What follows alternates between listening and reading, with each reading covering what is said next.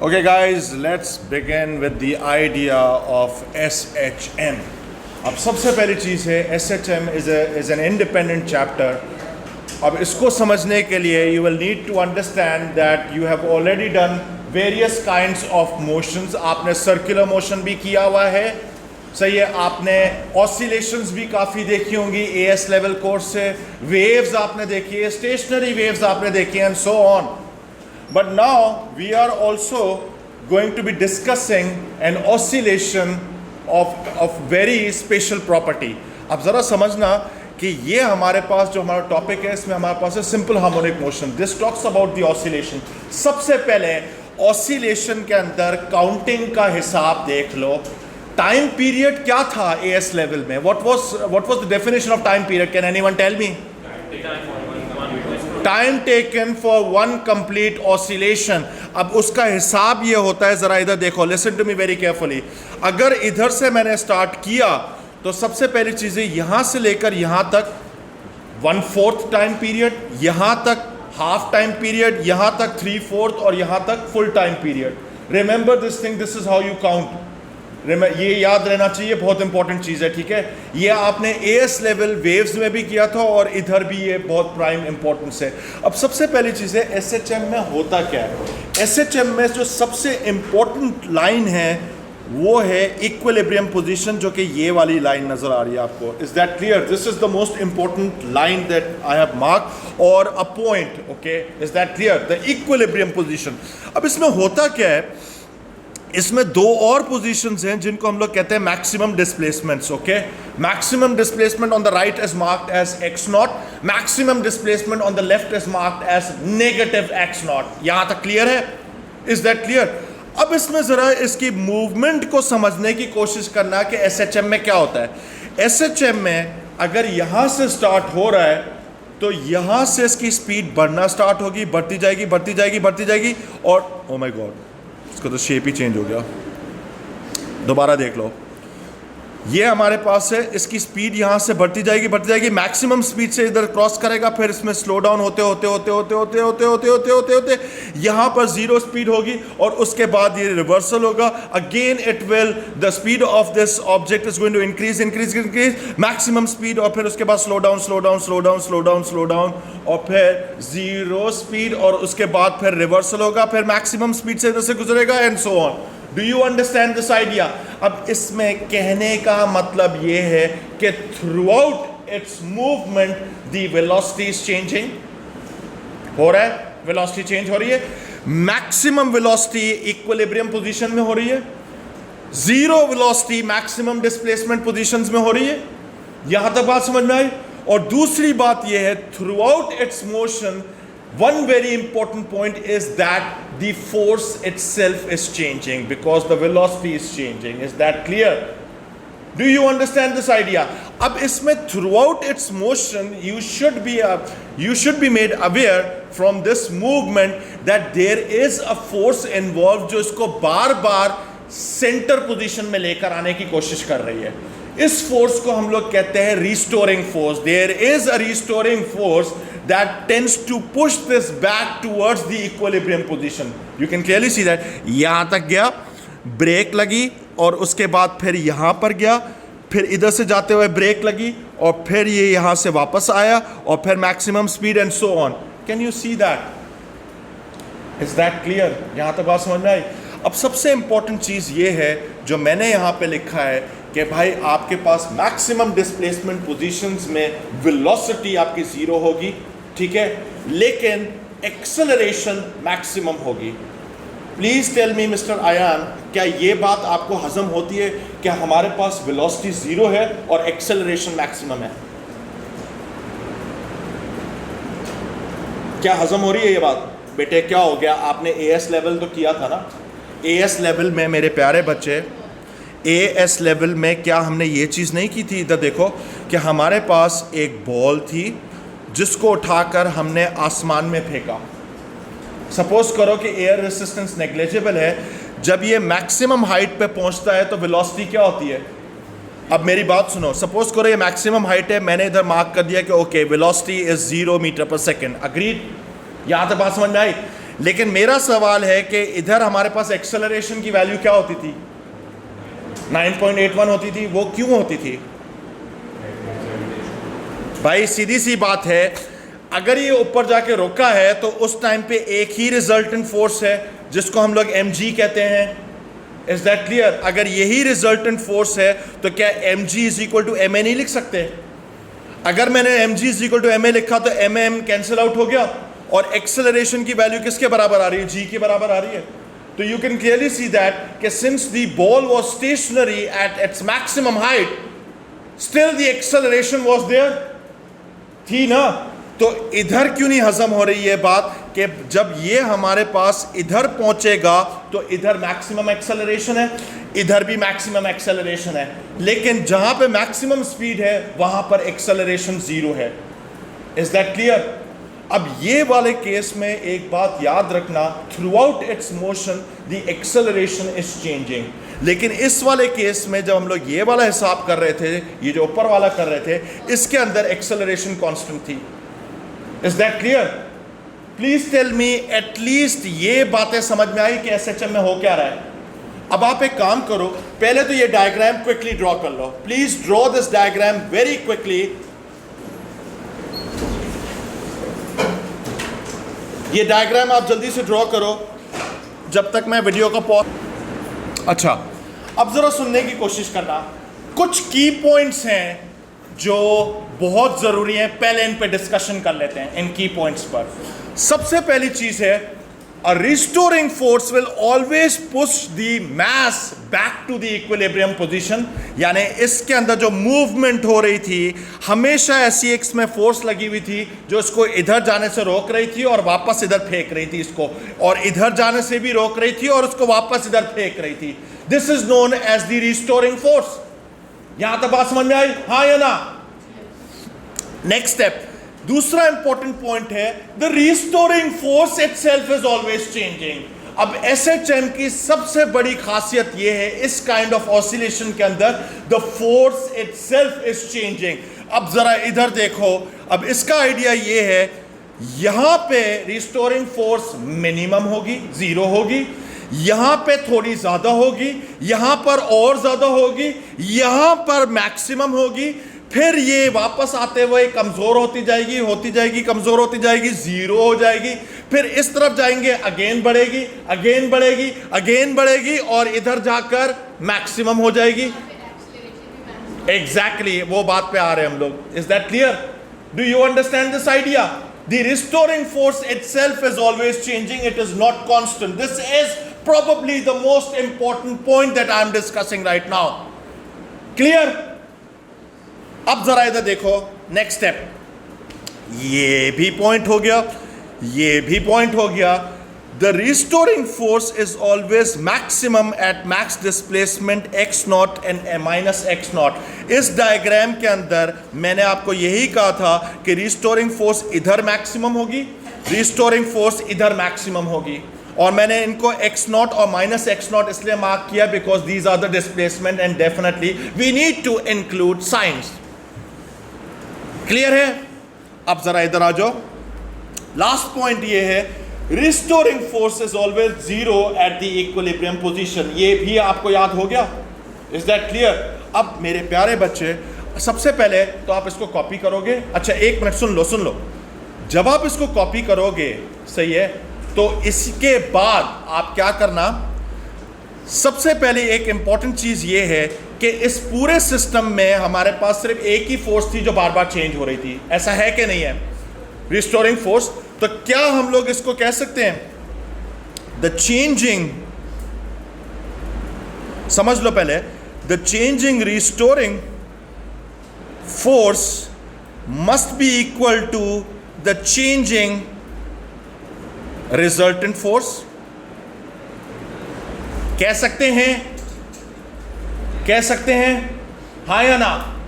तो इसका मतलब है कि जो रिस्टोरिंग फोर्स है, इसको मैं एफ आर अगर मार्क कर रहा हूं रिस्टोरिंग फोर्स को, तो this must be equal to M A, यानी F R must be directly proportional to the acceleration.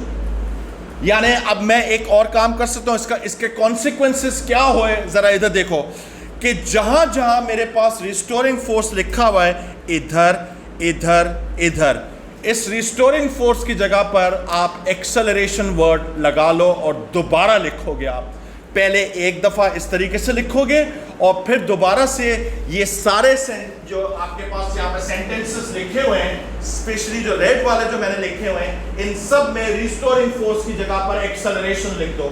Restoring force अगर होगी which is the resultant force, तो तभी तो एक्सेलरेशन होगी। एएस लेवल में आपने एक चीज सीखी थी, ऐसा था कि नहीं था भाई? फोर्स होगी तो एक्सेलरेशन होगी ना। मिस्टर अयान, ये बात क्लियर हो रही है? पूछ लो अगर नहीं क्लियर हो रही। क्लियर है? अब आप एक काम करो, इसको कॉपी करो जब तक मैं इसको पॉज कर रहा हूं। दोबारा से इस डायग्राम को अभी मैं इग्नोर कर रहा हूं, पहले मैं इंपॉर्टेंट चीज पे डिस्कस करना चाह रहा हूं। ठीक है, जरा इधर देखो, लिसन। सपोज करो आपको दो प्लैंक्स दिए हुए हैं इस तरीके से और एक इस तरीके से दिया हुआ है, एंड लेट्स सपोज के हॉरिजॉन्टल के साथ it is making an angle of theta और इधर भी मेरे पास थीटा बन रहा है। सही है? अब सपोज करो कि ये जो प्लैंक्स हैं, एक्चुअली यहाँ पे टेढ़ा बना है, मेरे ख्याल से टेढ़ा बना है क्या, या स्क्रीन टेढ़ी है? सही है, एक में टेढ़ा ही बना है, मैं इसको दोबारा बना देता हूँ। Let me just follow this grid. भाई this is the horizontal axis और मेरे पास यहाँ पे दो प्लैंक्स लगे हुए, एक मेरे पास यूँ लगा हुआ है और एक मेरे पास यूँ लगा हुआ है। अब सही है? अब मेरे पास ज़रा इधर देखो कि एक एंगल यहाँ पर थीटा है, तो ये वाला भी मेरे पास थीटा है। ठीक है, लेट इट बी जो भी हो वैल्यूज़ की, रिगार्डलेस ऑफ दिस वैल्यू। अब ज़रा मेरी बात सुनो, मैं एक काम करता हूँ कि इसके ऊपर एक यहाँ पर एक बॉल को प्लेस करता हूँ। Do you understand this thing कि ये मेरे पास एक बॉल है और मैं क्या कर रहा हूँ, सबसे पहली चीज़ है कि एक अजम्पशन है कि यहाँ पर इस प्लैंक पर जो मेरे पास स्लोप है, इधर मैं फ्रिक्शन को इग्नोर कर रहा हूँ। ठीक है, फ्रिक्शन लेस सरफेस है। ठीक है, ताकि मैं एक और कॉम्प्लेक्सिटी को हटाना चाह रहा हूँ। अब हमें पता है कि अगर फ्रिक्शन इग्नोर कर दी तो ये हमेशा के लिए यूँ जाएगा, फिर यूँ जाएगा, फिर यूँ जाएगा, फिर यूँ जाएगा, फिर यूँ जाएगा और फिर यूँ जाएगा। अब मेरा ये सवाल है कि क्या ये मूवमेंट एसएचएम का पार्ट है या नहीं है? How are we going to investigate this thing? बेटे एंगल हो या नहीं हो, let me discuss this idea with you in detail. Mathematic detail में जा रहे हैं, इसकी मैथमेटिकल डिटेल में। ज़रा इधर सुनो। सबसे पहली चीज़ है, हमें पता है कि इसका मास m है। लेट सपोज m है, तो इसका वेट डाउन, जो वेट है वो mg के बराबर होगा। ज़रा इधर देखो, एक मिनट, थोड़ा सा इस पेन को पतला कर रहे हैं। अब मुझे पता है कि it is rolling down this slope from your AS course, it is rolling down because of the component of weight down the slope। और AS लेवल से याद करो कि AS लेवल में ये वाला जो आपके पास कंपोनेंट होता था, ये हमारे पास बराबर होता था mg sin थीटा के। ऐसा ही होता था। सिमिलरली जब ये बॉल इधर जाके पहुंचेगी तो हमारे पास ये वाला कंपोनेंट इस तरफ होगा mg sin थीटा। यहां तक पहुंचे? अब एक और चीज है कि सिंस इसमें मैंने फ्रिक्शनल फोर्सेस को इग्नोर किया हुआ है, तो यही वाली फोर्स मेरे पास रिजल्टेंट फोर्स होगी। अगर यही वाली मेरे पास रिजल्टेंट फोर्स है तो क्या हम लोग इसको ऐसे लिख सकते हैं, mg sin theta must be equal to ma लिख सकते हैं। अगर मैंने इसको इस तरीके से लिखा तो मेरे पास m और m कैंसिल आउट हो गए। अब सबसे इंपॉर्टेंट चीज है, the acceleration is equal to g sin theta. Realise this fact कि इसके अंदर g की वैल्यू कांस्टेंट होगी 9.81 और थीटा भी मेरे पास कांस्टेंट है, तो इसका मतलब है कि थ्रू आउट इट्स मोशन ये वाली चीज कांस्टेंट हो गई। अब सबसे इंपॉर्टेंट चीज है कि एसएचएम के अंदर ये चीज नहीं होनी चाहिए थी, क्योंकि एसएचएम के अंदर मैंने आपको लिखा है कि the restoring force is always changing. अगर रिस्टोरिंग फोर्स ऑलवेज चेंजिंग है तो एक्सेलरेशन भी हर बार चेंज होगी। सिंस इस पर्टिकुलर केस में एक्सेलरेशन इज कांस्टेंट, तो this is not SHM. Is that clear? Because the acceleration is constant. ये हमारे पास कांस्टेंट चल रही है। अगर ये कांस्टेंट है तो बेटे ये नहीं हो सकता हमारे पास एसएचएम सिस्टम। ये बात समझ में आई या नहीं आई? ठीक है, तो आप चाहो तो इस एग्जाम्पल को कॉपी कर लो। वैसे पास पेपर में आ चुका है ये वाला, इसलिए मैंने करा दिया था पहले ही। कर लो, कॉपी कर लो कि भाई this oscillation is not an SHM, although this is still an oscillation, the movement is being repeatedly repeated, but still it is not an SHM because the acceleration is constant. The acceleration needs to be changing all the time. Is that clear? सही है? अल्लाह रहम करे। हाँ, हो रहा है record, सही है, सही है बेटे मेरे प्यारे बच्चे। मैंने अभी ये कहा, ये मूवमेंट आपने इधर से इधर तक नोटिस की थी कि ये यूं गया और फिर यूं गया और फिर यूं गया और फिर यूं गया। SHM के लिए मैंने एक पॉइंट लिखवाया था, the acceleration should always be changing, ऐसे ही होना चाहिए था। मैंने क्या किया कि सबसे पहले इसको इस मूवमेंट को मैंने ट्रेस आउट किया मैथमेटिकली कि भाई इसमें वेट डाउनवर्ड था, component of weight down the slope mg sin theta के बराबर होता है AS लेवल से आपने किया हुआ होगा, सही है। अब अगर यही मेरे पास रिजल्टेंट फोर्स है तो क्या मैं इसको उठाकर MA के बराबर लिख सकता हूँ? अगर मैंने लिखा तो MM कैंसिल आउट हो गया, अगर मेरे पास MM कैंसिल आउट हो गया तो मेरे पास G sin थीटा बचा। अब भाई थीटा मेरे पास इधर भी सेम है, इधर भी सेम है, इधर भी सेम है, इधर भी सेम है। दूसरी बात है कि G की वैल्यू भी कांस्टेंट है, तो इसका मतलब है कि पूरा का पूरा जो मेरे पास यहाँ पे बना है acceleration is equal G sin theta constant हो गया। अगर कांस्टेंट हो गया तो भाई ये SHM का पार्ट ही नहीं हो सकता। Is that clear? Please tell me, is this clear और नॉट? सही है? मैं अभी पॉज कर रहा हूं जब तक आप इसको क्लैरिफाई कर लेता हूं कि भाई दिस नॉट SHM नहीं है, दिस इज नॉट SHM, सही है? अगर ये डिस्कशन हो गई तो सबसे पहली चीज है, एक मैंने इसको प्ले कर दिया, हाँ आई थिंक मैंने इसको प्ले कर दिया।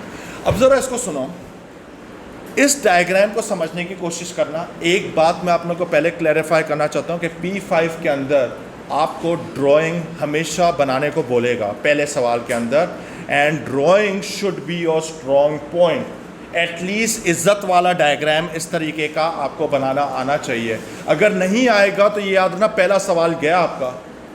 पहले सवाल के अंदर diagram is a must, at least 2 dimensional diagram तो आप बना सकते हो। मैं अभी नहीं कह रहा कि अभी आप अपने आप को टॉर्चर दो और डायग्राम ड्रॉ करो, सही है, but at least you should be able to draw the diagram, and this is very much essential. अब पेपर 4 के अंदर तो ग्राफ्स तो बहुत सारे आएंगे, तो स्केचिंग तो बहुत होगी। अभी एक मिनट मेरी बात सुनो, इस डायग्राम के अंदर क्या है? सबसे पहली चीज़ है, पहले मैं आपको एक क्लैरिफिकेशन देना चाहता हूँ कि जो हम आपका पेंडुलम मूवमेंट होती है ना, जो कि यूं करके लेफ्ट और राइट जा रहा होता है, pendulum movement is a part of the SHM, ठीक है, वो प्योर SHM होता है। अब ज़रा इसको देखो कि इसने क्या किया है, एक सेटअप किया है इस तरीके से कि हमारे पास एक स्टैंड है, स्टैंड में मैंने जो है, एक मिनट मैं इसको कर रहा हूँ, ज़रा इधर देखो, यहाँ पर मेरे पास जो है एक स्टैंड लगा हुआ है, एक रस्सी लगी हुई है, और इधर मेरे पास एक स्पेशल काइंड ऑफ पेंडुलम है जो कि एक स्मॉल सा एक बकेट है। Do you understand this thing?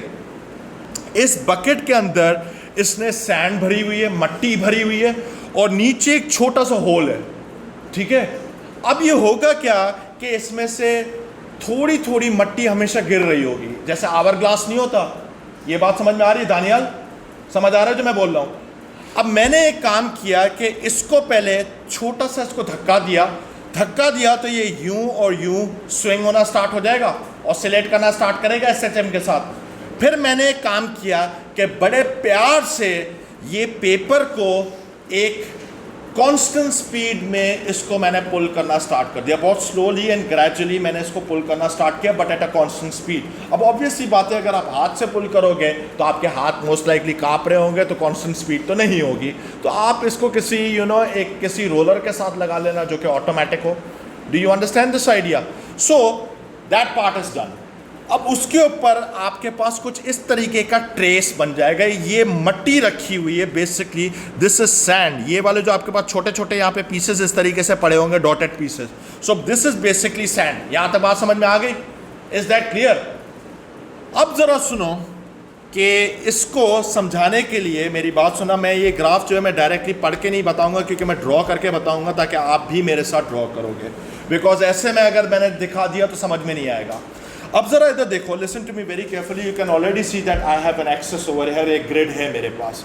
Grid system पर जो मेरे पास ग्राफ बना हुआ आएगा, मैं सबसे पहली चीज़ है I am going to be referring to the displacement time graph. ये मेरे पास है डिस्प्लेसमेंट, मीटर्स में कर लेते हैं, और मेरे पास इधर एक हॉरिजॉन्टल एक्सिस सेट कर रहे हैं। इस हॉरिजॉन्टल एक्सिस पे मेरे पास टाइम चल रहा है, ठीक है, टाइम इन सेकेंड्स। अगर मैंने इस ग्राफ को जब देखा तो जो ग्राफ था इसके अंदर कहाँ गया, ये वाला जो ग्राफ है, sorry this one over here, you can see that sine wave. अगर ये साइन वेव है तो मैं भी इधर साइन वेव ही बनाऊंगा। Let's just look at this thing, ज़रा इधर देखो। सो मैं काम करता हूँ कि इधर मैं मार्क करता हूँ T1, इधर मैं मार्क करता हूँ T2, T3 एंड T4, यहाँ तक मार्क किया, और इसको जो है मैं मार्क कर रहा हूँ x0 मार्क कर रहा हूँ, which is the maximum displacement on the right hand side, let's assume right, and this is the maximum negative displacement x0, ये मैंने मार्क किया।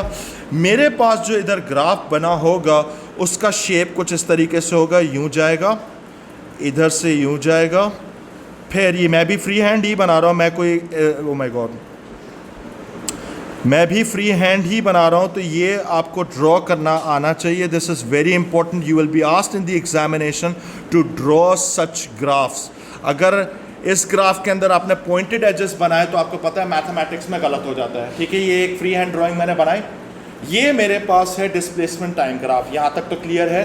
अब मैथमेटिकली इस ग्राफ की एक इक्वेशन बनती है विथ रिस्पेक्ट टू टाइम, और वो जो है एटलीस्ट हमें ये तो पता है कि भाई this is a sine graph, ये बात तो सबको ही पता होगी कि साइन ग्राफ है। इधर क्या हम लोग एक छोटी सी एक इक्वेशन लिख रहा हूँ विदाउट प्रूफ, क्योंकि प्रूफ की हमें इधर ज़रूरत नहीं है। एक इक्वेशन है x is equal to x0 sine, और यहाँ पर हमारे पास आता है omega t. Is that clear? अब ज़रा मेरी बात ज़रा समझने की कोशिश करना है कि x क्या है। x जो है displacement at any time t, at any time t, ये हुआ। x0 जो है मैक्सिमम डिस्प्लेसमेंट है। अब इसके अंदर ओमेगा, आपको एक चीज नजर आ रही होगी कि ये ओमेगा इधर दोबारा से घूम फिर के आया है। सबसे पहली चीज है, जब आप सर्कुलर मोशन कर रहे थे, सर्कुलर मोशन के अंदर ओमेगा जो था उसको हम लोग एंगुलर वेलोसिटी या स्पीड कहते थे, एंगुलर स्पीड या वेलोसिटी कहते थे, ऐसे ही था। और इधर SHM के अंदर ओमेगा को हम लोग कहेंगे एंगुलर फ्रीक्वेंसी, इसको हम लोग कहेंगे angular frequency. Is that clear? और दूसरी बात इसके अंदर ये है कि just like circular motion, omega once again is equal to 2 pi over time period के बराबर होता है। ये अभी भी वही सेम ही रहा, या मैं इसको ऐसे भी लिख सकता हूँ, 1 ओवर टाइम पीरियड किसके बराबर होता है? फ्रीक्वेंसी के बराबर होता है। तो omega is equal to 2 pi f भी करके लिख सकते हो उसको। Is that clear? ये बात समझ में आ गई? Is that clear? तो इधर जो मेरे पास ओमेगा है ये एंगुलर फ्रीक्वेंसी वाला ओमेगा है। Is that clear? और t इज द टाइम। अब जरा सुनो कि ये इक्वेशन हमें क्या एनेबल करता है। इधर देखो, लिसन। सपोज करो कि यार मुझे बोलता है कि इस टाइम पर, सपोज करो जो मैंने अभी मार्क किया है कि ये वाला जो मेरे पास कोई टाइम है इधर, इस टाइम पे मुझे डिस्प्लेसमेंट निकाल के दो। मुझे क्या चीज़ चाहिए होगी इसके अंदर? मुझे सिर्फ इसकी मैक्सिमम डिस्प्लेसमेंट पता होनी चाहिए और ये टाइम मुझे पता होना चाहिए। अगर ये पता होगा तो आप एक काम करोगे, इस इक्वेशन में इनपुट करोगे, आपके पास डायरेक्ट उधर डिस्प्लेसमेंट आ जाएगी। और वो वाली डिस्प्लेसमेंट क्या होगी? वो वाली डिस्प्लेसमेंट मेरे पास ये वाली डिस्प्लेसमेंट होगी। प्लीज टेल मी, ये बात समझ में आई या नहीं आई? इज दैट क्लियर और नॉट? तो इसका मतलब है कि आपके पास x is the displacement at any time t। Is that clear और नॉट क्लियर? सही है। ये इक्वेशन इस ग्राफ की आप मेमोराइज कर लो, बहुत इंपॉर्टेंट है। Is that clear? अब जरा मेरे को एक बात बताओ डिस्प्लेसमेंट टाइम ग्राफ है, मिस्टर अयान आप मुझे जवाब दोगे, अगर डिस्प्लेसमेंट टाइम ग्राफ है तो इसका ग्रेडियंट आपको क्या देगा? वेलोसिटी देगा। ही इज राइट, स्पीड तो नहीं देगा क्योंकि डिस्प्लेसमेंट है तो वेलोसिटी ही देगा। वेलोसिटी टाइम ग्राफ बन सकता है क्या? क्या इसको देखते हुए, इस पर्टिकुलर ग्राफ को देखते हुए क्या आप एक वेलोसिटी टाइम ग्राफ का स्केच बना सकते हो, हाँ या ना? Let me show you how it's done. इधर देखो, सबसे पहले once again I am going to be setting up the axis. ये मेरे पास हो गया, सिमिलरली ये भी हो गया। Once again, let this be T1, let this be T2, let this be, oh my God, let this be T3 and let this be T4। यहाँ तक मैंने मार्क किया। अब ज़रा इधर देखो, ये दोनों ग्राफ्स ऊपर नीचे हैं, यहाँ तक समझ में आ रहा है? अब listen to me very carefully, ये चीज़ समझने वाली है, बहुत इंपॉर्टेंट है। ज़रा इधर देखो, शुरू में at the very beginning of this graph, displacement time graph, इधर मेरे पास जो ग्रेडियंट है वो टेंजेंट लाइन से निकाल सकते हैं हम लोग बनाकर। The gradient is a maximum, और हमें पता है कि मैथमेटिक्स में इस तरह के जो ग्रेडियंट्स होते हैं ये पॉजिटिव होते हैं या नेगेटिव होते हैं? पॉजिटिव होते हैं। तो इसका मतलब है कि मेरे पास इनिशियली मैक्सिमम पॉजिटिव ग्रेडियंट है। क्या मैं इसको कह सकता हूं कि सिंस ये डिस्प्लेसमेंट टाइम ग्राफ का मैक्सिमम पॉजिटिव ग्रेडियंट है तो इसका मतलब है कि मैक्सिमम पॉजिटिव वेलोसिटी होगी? अग्रीड। तो इसका मतलब है कि मैं इस वाले डायग्राम के अंदर मैं यहां पे लिख रहा हूं velocity. Oh my god, pen कितना हो गया, इसको मैं पतला कर रहा हूं। Let this be the velocity, meter पर सेकंड में मैंने कोट किया, और let this be V naught. V naught का मतलब है कि मैक्सिमम वेलोसिटी, सिंस, और यहां पे मैं मार्क कर रहा हूं माइनस वी नॉट, ठीक है, मैक्सिमम नेगेटिव वेलोसिटी। शुरू में इसकी मैक्सिमम पॉजिटिव वेलोसिटी है या नहीं है? अगर ये है तो इधर मैं एक क्रॉस पॉइंट मार्क कर रहा हूं, द स्कैटर पॉइंट मैंने इधर एक मार्क कर लिया, एक कोऑर्डिनेट मार्क किया। उसके बाद जरा इधर देखो, ऑन दिस डायग्राम इस पर्टिकुलर टाइम पर मेरे पास यहां पर ग्रेडियंट क्या है? जीरो ग्रेडियंट है। अगर यहां पे ग्रेडियंट है, जीरो है, तो इसका मतलब है कि इधर स्पीड भी जीरो होगी। इधर मैंने एक मार्क किया। सिमिलरली T1 पॉइंट जो है, जो ये वाला पॉइंट है, इस पॉइंट पर मेरे पास जो ग्रेडियंट है वो नेगेटिव मैक्सिमम ग्रेडियंट है। Is that clear? Is that clear? सही है, मैक्सिमम तो है लेकिन नेगेटिव है, सही है। तो इसका मतलब है कि हमारे पास एक कोऑर्डिनेट इधर आ जाएगा, and let's just repeat this step again and again. यहाँ पे आए, फिर यहाँ पर आए, फिर यहाँ पर आए, फिर यहाँ पर आए, और फिर यहाँ पे मैंने मार्क किया। अब जो इसका ग्राफ बनेगा कौन सा? T2 के, ओ माय गॉड, इधर, फिर इधर, फिर इधर, और फिर इधर। अब सही है? अब जरा इधर देखो, लिसन, यहां पे गए, अब जरा इधर देखो, late me just trace this out. इसको जब हम लोग ट्रेस करेंगे तो इसका ग्राफ कुछ इस तरीके से जा रहा होगा, ये नीचे से गया और फिर ये ऐसे आया, फिर ये ऐसे आया, फिर ये ऐसे आया, ये पॉइंटेड एजेस नहीं होने चाहिए, फिर ये यूं आया, फिर ये यूं आया, फिर ये यूं आया। Is that clear? Now look at the comparison over here. Mathematically जो आपका नीचे वाला ग्राफ बना है, इस ग्राफ को क्या बोलेंगे? कॉस ग्राफ है। ये कोसाइन ग्राफ है, तो इसको इधर लिख रहे हैं कोसाइन ग्राफ।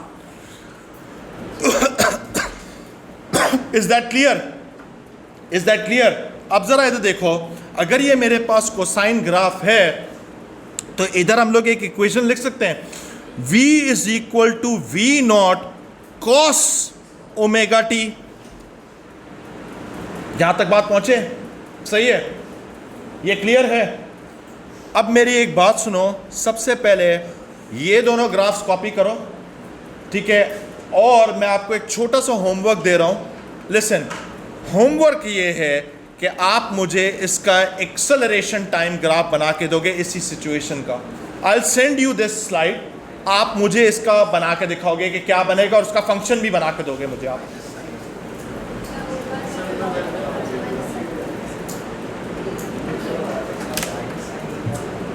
मैं इस वीडियो को इधर ही स्टॉप कर रहा हूँ।